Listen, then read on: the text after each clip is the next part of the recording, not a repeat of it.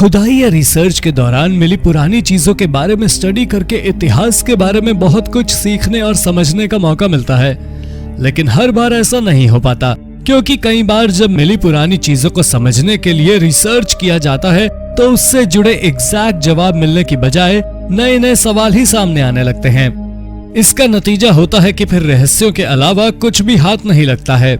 तो चलिए आपको इस वीडियो में 10 ऐसी ही चीजों के बारे में बताते हैं जिसमें कई रहस्य छिपे हुए हैं। Number 10, mummy of a monk. ऐसा माना जाता है कि लाशों को मम्मी के रूप में सुरक्षित रखने की तकनीक सिर्फ मिस्र में ही अपनाई जाती थी, लेकिन 1975 में हिमाचल प्रदेश में एक ऐसी मम्मी मिली जिसने वैज्ञानिकों के सामने हजारों सवाल खड़े कर दिए। दरअसल 1975 में हिमाचल प्रदेश में एक विनाशकारी भूकंप आया था।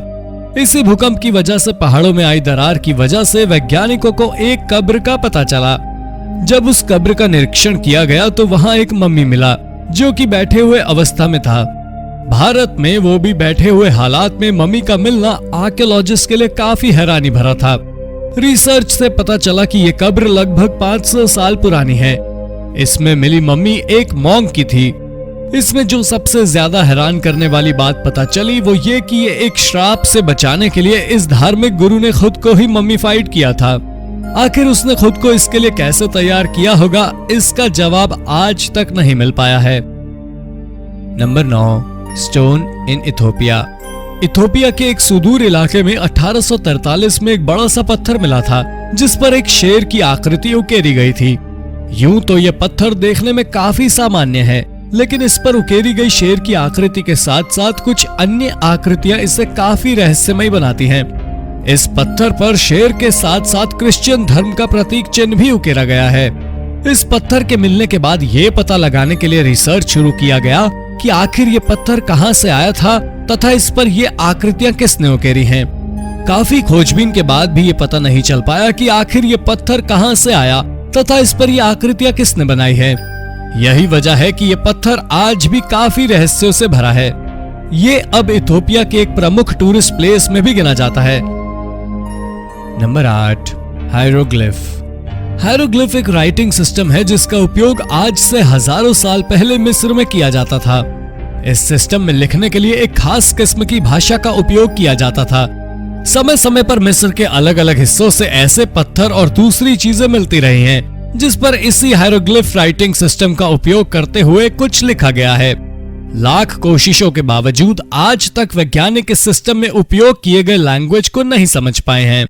यही वजह है कि अब तक ये पता नहीं लगाया जा सका है कि उन पत्थरों पर क्या लिखा हुआ है। हाँ, रिसर्च के बाद वैज्ञानिकों ने इतना जरूर पता लगाया कि जो पत्थर मिले थे वो लगभग 4100 साल पुराने हो सकते हैं। Number 7, the Kapelikaya rock tomb. दुनिया के सबसे पुराने देशों में से एक होने की वजह से तुर्की में भी एक से बढ़कर एक ऐतिहासिक और रहस्यमय चीजें देखने को मिलती रहती हैं। तुर्की के कोरम शहर के करीब की पहाड़ियों में मौजूद कैपेलिकाया रॉक टूम्ब किसी रहस्य से कम नहीं है। ये एक पहाड़ की ऊंचाई पर मौजूद एक कब्र है। इसमें रहस्य ये है कि ये कब्र किसकी है और इसे हजारों साल पहले इतनी ऊंचाई पर किसने और कैसे बनाया, इन सब के जवाब किसी के पास नहीं है। कुछ रिसर्च से इतना पता चल पाया है कि ये कब्र हेलेनिस्टिक पीरियड के हो सकते हैं। इस टूम्ब का बाहरी दरवाजा पत्थर को काटकर जिस सफाई से बनाया गया है वो हर किसी को हैरान करता है। Number 6, ancient Roman puzzle locks. आज के आधुनिक बैग्स और पर्स में सुरक्षा की दृष्टि से पासवर्ड इनेबल्ड लॉक दिया होता है, लेकिन पासवर्ड वाला कंसेप्ट हजारों साल पुराना है। ये दावा इस आधार पर किया जा रहा है क्योंकि कुछ साल पहले जर्मनी में एक नदी से बहुत सारे छोटे छोटे रिंग प्राप्त हुए थे। जब उस रिंग का जांच किया गया तो कुछ हैरान करने वाले तथ्य सामने आए। पता चला कि दरअसल ये रिंग एक पजल लॉक था। जब उस समय लोगों को किसी व्यक्ति को पैसे या कुछ कीमती सामान भेजने होते थे तो वो उसे इसी लॉक में रखकर एक पजल के द्वारा उसे लॉक कर देते थे, और ये पजल सिर्फ उसे ही मालूम होता था जिसे ये भेजा जा रहा है। वैज्ञानिक अब तक ये नहीं समझ पाए हैं कि इसमें किस पजल का उपयोग किया जाता था तथा ये पजल कितने सुरक्षित होते थे। हालांकि ये माना जाता है कि ये पजल लॉक लगभग 3rd सेंचुरी तक उपयोग में रहे होंगे। Number 5, old church.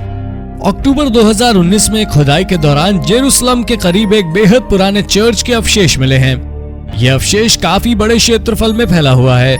चर्च वाली जगह पर जमीन के नीचे बड़ी सफाई के साथ कई विचित्र चित्र भी उकेरे हुए हैं। इस जगह का पता चलने के बाद जब खोजबीन शुरू की गई तो पता चला कि संभवतः यहाँ 6th सेंचुरी के आसपास चर्च हुआ करता था। हालांकि हैरानी की बात यह है कि उस समय के किसी भी इतिहासकारों ने इस चर्च का जिक्र कहीं भी नहीं किया है और ना ही किसी दूसरी किताबों में इस चर्च का जिक्र देखने को मिलता है। काफी खोजबीन के बावजूद भी ये पता नहीं चल पाया है कि इस चर्च का निर्माण कब और किसने करवाया था। इसके अलावा इस बारे में भी कोई जानकारी निकल कर नहीं आ पाई है कि आखिर ये चर्च नष्ट कैसे हो गया। Number 4, Turkey lost city. इतिहास में झांकने से पता चलता है कि विश्व के अलग अलग देशों से कुछ सिटी समय के साथ विलुप्त हुए हैं। एक ऐसी ही सिटी तुर्की से भी गायब हुई थी। हालांकि सिटी के गायब होने के बावजूद उसके कुछ अवशेष अब भी वहां मौजूद हैं। वहां मौजूद अवशेषों में इस क्षेत्र में बने पत्थर के बने बड़े बड़े कब्र हैं। यहाँ मौजूद कुछ कब्र एंशिएंट रोमन शैली के भी हैं। इसके अलावा आसपास के क्षेत्रों में भी पत्थरों के कुछ आर्टिफैक्ट्स और घर के अवशेष हैं। यहाँ मौजूद चीजों को देखकर लगता है कि किसी जमाने में यहाँ एक शहर हुआ करता था। लेकिन हैरानी की बात यह है कि इस जगह से अब तक कोई पुराना सिक्का या किसी भी तरह की करेंसी प्राप्त नहीं हुई है। ऐसे में एक्सपर्ट्स ने हैरानी जताई है कि यहाँ पैसे का चलन था भी या नहीं। इसके अलावा इस पूरे शहर का जिक्र भी ऐतिहासिक तथ्यों में कहीं देखने को नहीं मिलता है। ये भी थोड़ा हैरान करता है। Number 3, ancient cave paintings. दुनिया के सबसे बड़े गर्म रेगिस्तान सहारा डेजर्ट में अल्जीरिया के करीब गुफाओं में कुछ ऐसी पेंटिंग्स हैं जो आपके सोचने के तरीके को बदल सकती है। दरअसल इन गुफाओं में अनगिनत अजीबोगरीब चित्रों को बनाया गया है, लेकिन इनमें से एक चित्र ऐसा भी है जिसमें एक व्यक्ति को ऐसे सूट, ग्लव्स, हेलमेट इत्यादि में दिखाया गया है जैसा कि आज के एस्ट्रोनॉट पहनते हैं। जबकि रिसर्च से ये पता चला है कि ये चित्र लगभग 10 से 15 हजार साल तक पुराने हो सकते हैं। ऐसे में सवाल उठता है कि आखिर हजारों साल पहले के चित्रों में आज के एस्ट्रोनॉट कैसे आ गए। कुछ लोग दावा करते हैं कि हजारों साल पहले दूसरे ग्रह से एलियन आए होंगे। संभवतः ये तस्वीरें उन्हीं की हो सकती है। हालांकि इसकी सच्चाई क्या है वो कोई नहीं जानता है। Number 2, Nazca lines.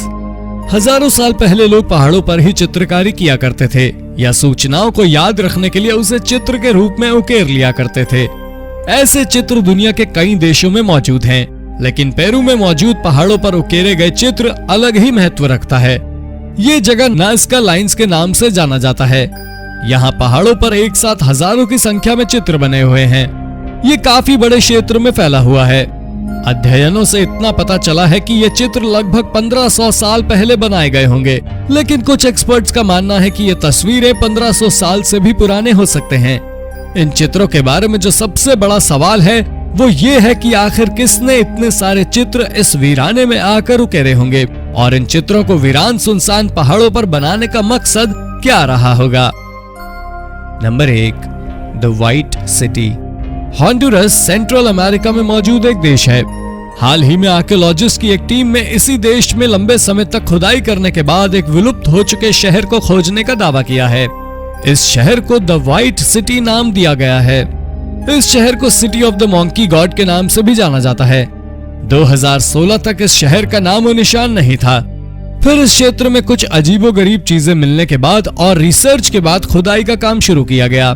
यहाँ कई हैरान करने वाली चीजें मिली। खुदाई के दौरान ही यहाँ बड़े बड़े पत्थर भी मिले जिन पर जैगुआर के चित्र के साथ साथ इंसानों के चित्र भी उकेरे हुए थे। इसके अलावा भी कई चित्र यहाँ मिले पत्थरों पर मिले। खोजबीन के बाद ये शहर तो मिल गया, लेकिन यहाँ से किसी भी तरह के मानव अवशेष नहीं मिले। इसके अलावा यहाँ कौन लोग रहते थे इस बारे में भी कोई जानकारी अब तक हाथ नहीं लग पाई है। तो दोस्तों ये थी आज की वीडियो। उम्मीद है वीडियो में आपको कई रोचक जानकारियां मिली होंगी। वीडियो के बारे में अपनी राय कमेंट बॉक्स में जरूर दें। वीडियो पसंद आई हो तो इसे लाइक और शेयर भी जरूर करें। अगर आपने अब तक इस चैनल को सब्सक्राइब नहीं किया है तो सब्सक्राइब करते हुए बेल आइकन जरूर दबा लें ताकि आप तक ऐसी ही रोचक वीडियो लगातार आती रहे। धन्यवाद।